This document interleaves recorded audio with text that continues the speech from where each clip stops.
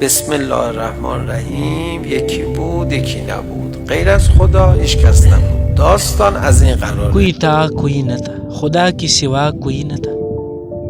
قصہ کچھ یوں ہے کہ خدا نے ایک پیغمبر کو بھیجا، فرمایا میں اس کو تم لوگوں پر ترجیح دوں گا۔ لوگوں نے حسد کرنا شروع کر دی۔ یہاں سے دین کی کسی کا آغاز ہوتا ہے، یہاں سے دین کی کسی کا آغاز ہوتا ہے۔ اصول دین کتنے ہیں اس سے مجھے سروکار نہیں، جتنی بھی ہو 5 یا 50۔ سب سے پہلے ولی خدا سے حسد کا ماجرا ہے، سب سے پہلے ولی خدا سے حسد کا ماجرا ہے، ولی خدا سے حسد کا ماجرا ہے۔ اولیاء خدا کا احترام اور عدم احترام کی داستان، اولیاء خدا سے حسد اور اولیاء خدا سے عدم حسد، اول خلقت سے لے کر آج تک انسانیت کی اصل کہانی ہے۔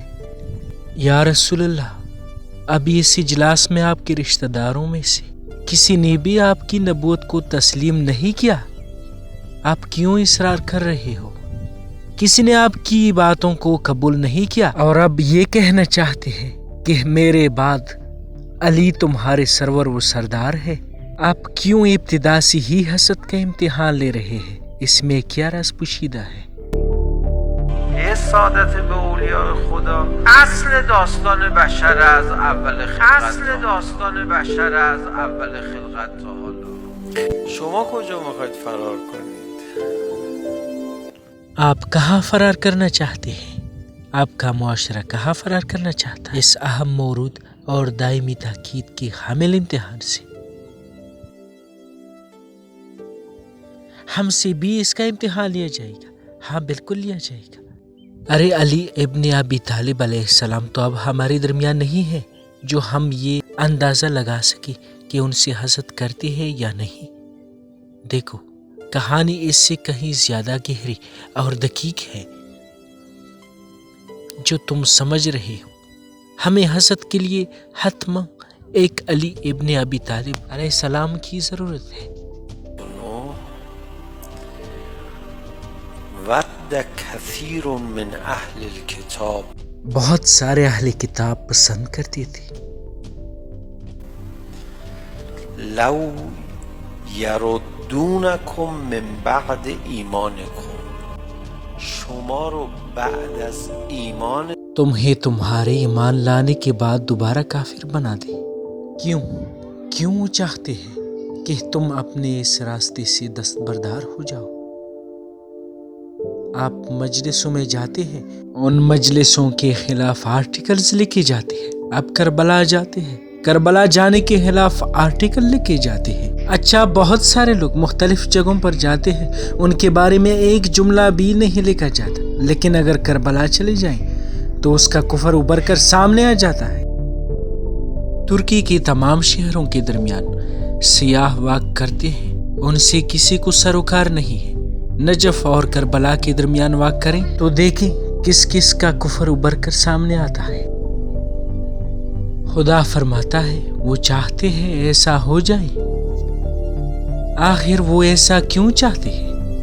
اس کا ان سے کیا ربط؟ آیت میں آگے چل کر فرماتا ہے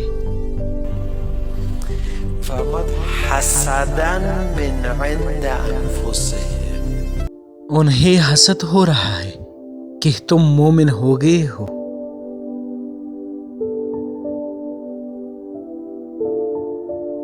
حسد کی وجہ سے آزمائشوں کی داستان صرف امیر المومنین علیہ السلام تک محدود نہیں ہے، مومنین سے بھی ربط ہے اس کا۔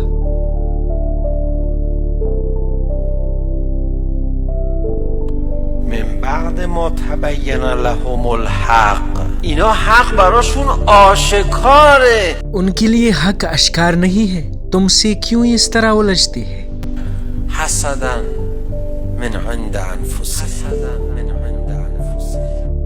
ہمیں کیا کرنا چاہیے؟ ان حاسدوں کے ساتھ کیا کرنا چاہیے؟ پیغمبر نے کیا کیا؟ امیر المومنین نے کیا کیا؟ فاعفوا واصفحوا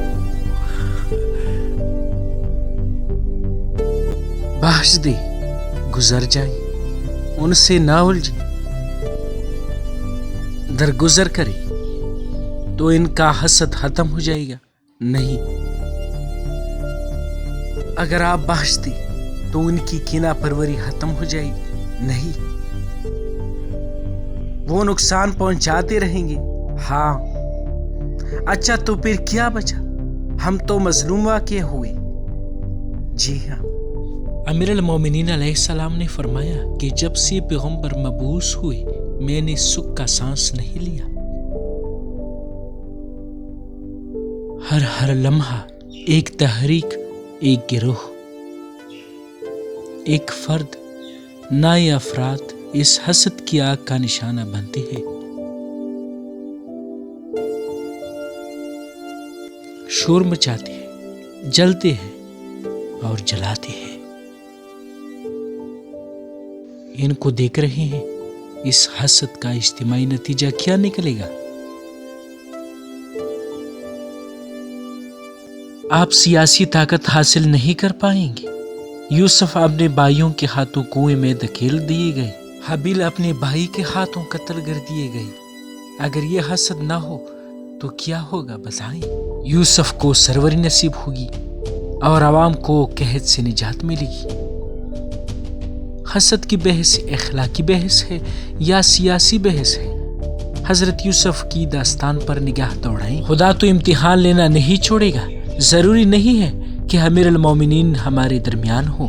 اگر مومنین بھی ہمارے درمیان ہو تو یہ حسد کی آگ اس بات کا سبب بنے گی کہ مومنین طاقت حاصل نہ کر سکے، بالکل اسی طرح جس طرح امیر المومنین علیہ السلام طاقت حاصل نہ کر سکے۔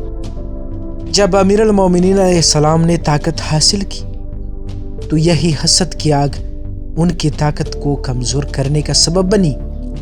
اگر آج امیر المومنین علیہ السلام طاقت حاصل کرے تو کیا حسد کی آگ نہیں ہوگی؟